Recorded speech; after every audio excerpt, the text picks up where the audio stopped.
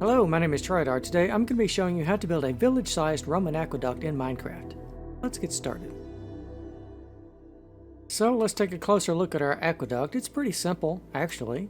We just have some simple repeating patterns here for the arches, so you really only need to know how to build one section, and the rest of it you can build as far off into the distance as you need to go. Of course, no good self-respecting aqueduct would be without some water here in the middle, which of course empties out into a cistern to hold the water here as well for distribution throughout your city.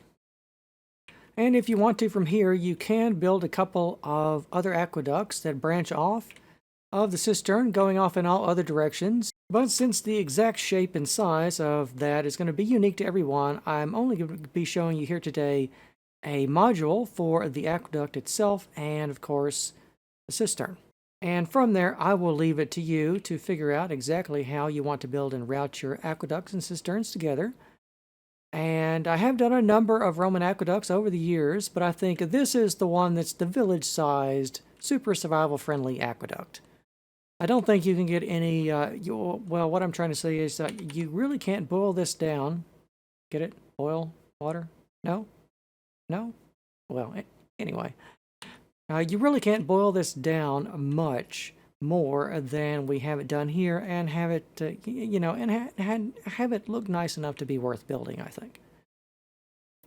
All right, so let's get started with everything. I think I'm going to show you the sequence here today. So we're going to start first with the reservoir, the little cistern on the end here. And we're going to do it one slice at a time. Not too many slices to get through today. And of course, a module of this as we go. Before we get away from this, though, I'll just say that a convenient dividing line is right down here at the bottom. I'll use the carpet for that. So if we take this little line here, we can see that these blocks and this vertical line here are identical to these here. So of course, you can see what we've got going on here is a repeating pattern design. So if I divide it up like that, so you can see this section here, all you have to do is build it off as far as you want to some sort of a natural water source on the other end. Because, that's where the Romans would get their water. Sometimes it'd be, a lot of times it'd be from a lake, sometimes it'd be from a spring. But they would actually route the aqueduct to not straight to the city because they didn't know if the water was any good. They would first route it part of the way and see, it kind of used the local people as guinea pigs, actually, to see if the water, was good for them. And I guess if they didn't die, they would continue routing the water to the city.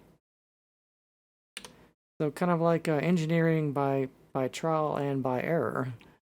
And you hope that you weren't on the error end of that equation. That'd be really bad. But anyway, assuming the water does check out, you can route it all the way into your city, and you can build a little reservoir here on this end to hold it. So that's what we're going to start with. And for this one, it's pretty simple. You want to have 5 of the cobbled deep slate, and then 2, 1, 2, 1, 2, 3, 4, 5, 2, 1, 2, and then another 5 here. But on this end, we want to have these extra blocks there because this is the connection point right there for the aqueduct itself. So that's half of it. So if we divide this in twain, like so, with the right and the left, well, I did that backwards. With the right here and the left, we can see that it's going to be symmetrical along the center line. If we drew, hey, excuse me, trying to do a tutorial here.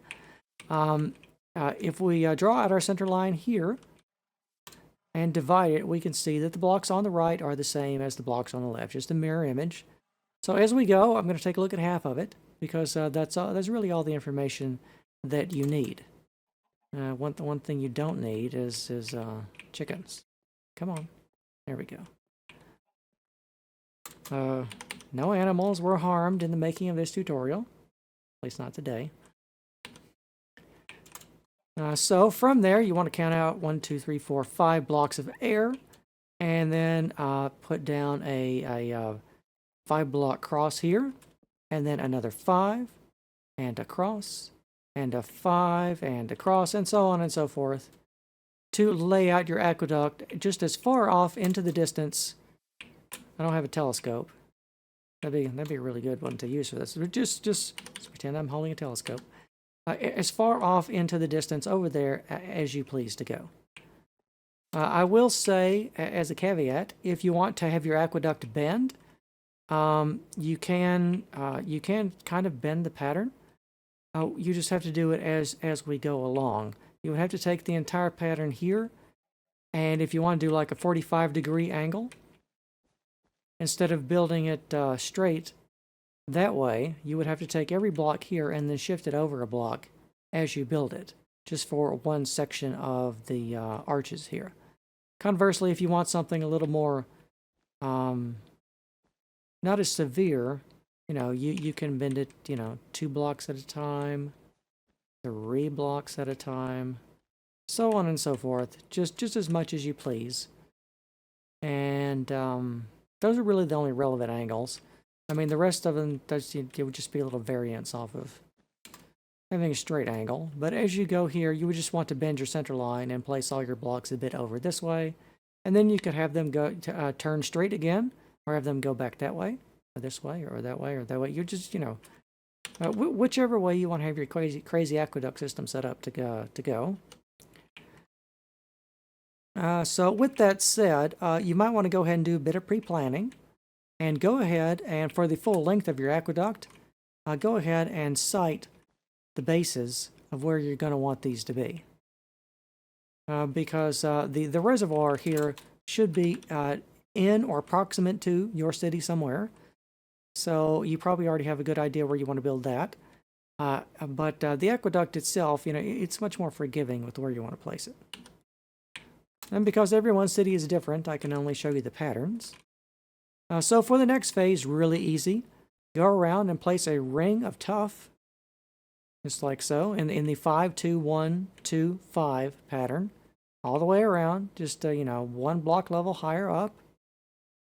And then here you want to place tuff as well, with a cobblestone core filler if it's cheaper than tuff, or whichever block you want to have. The cobblestone here is pretty much for filler in the central sections.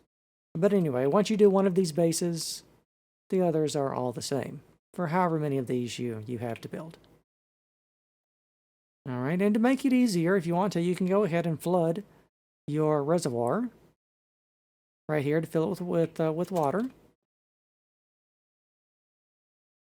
And we will move on to the next phase. So from there, you want to, on top of all the tuff, go around and place stone bricks. Same patterning, 1 block level higher up, and then fill it in with water. Back here, you want a couple of stairs, polished andesite, right there, and a full block here. And then you want to do the same thing, 2 polished andesite stairs and 3 stone bricks for every pier base. I think would be the correct terminology. But anyway, once you do one of those, the others are all the same. Because we got a lot of horses around here today. It's not the Roman stables tutorial. We've already done that one. Come back some other time.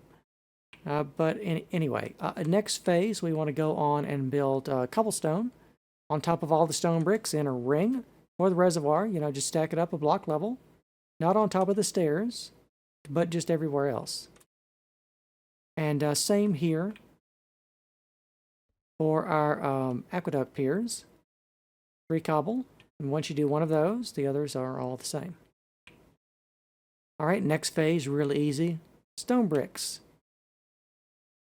Right on top of the cobblestone for everything, including the pier bases.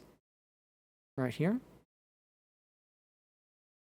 All right, next phase, cobblestone on top of the stone bricks for the reservoir and for the pier bases.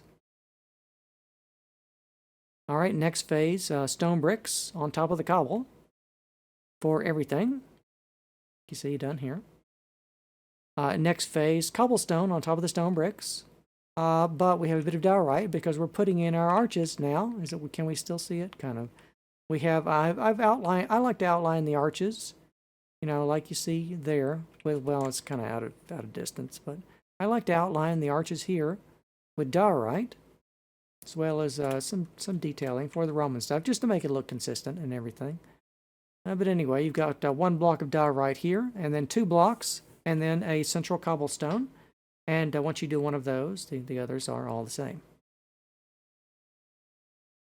All right, next phase, stone bricks on top of the cobble for the reservoir.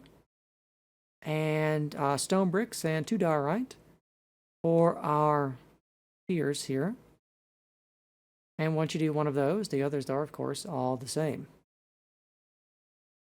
All right, and now tuff in a big ring on top of the stone bricks here for your reservoir. And then here we're starting to form the arches. So we want to hang out a block level. Should be 3 blocks of space in between those. And put your diorite and your cobblestone, like so. Once you do one of those, the others are all the same. All right, next phase, you want to put a ring of diorite on top of the tuff, right here. And wherever this connects, we want to have an upside down polished andesite stair here. And then stone bricks, and then diorite. And then connecting all of our arches together, stone bricks and diorite, and stone bricks and diorite, as far off as you have extended your aqueduct out to be. All right, to cap off your reservoir, to keep mobs from spawning on it, we have cobblestone half slabs on top of all of those. And then we have a really easy thing. We have a big line of tuff starting at this stair here, and going as far off into the distance as you've built your aqueduct. All right, this completes the reservoir, by the way. So on top of the tuff, you want to put a line of diorite as far off, you know, connecting to the other end of your aqueduct system. All right, next phase, we want to put double upside down polished andesite stairs right here. And this is going to be kind of difficult because you can't place the water to start with.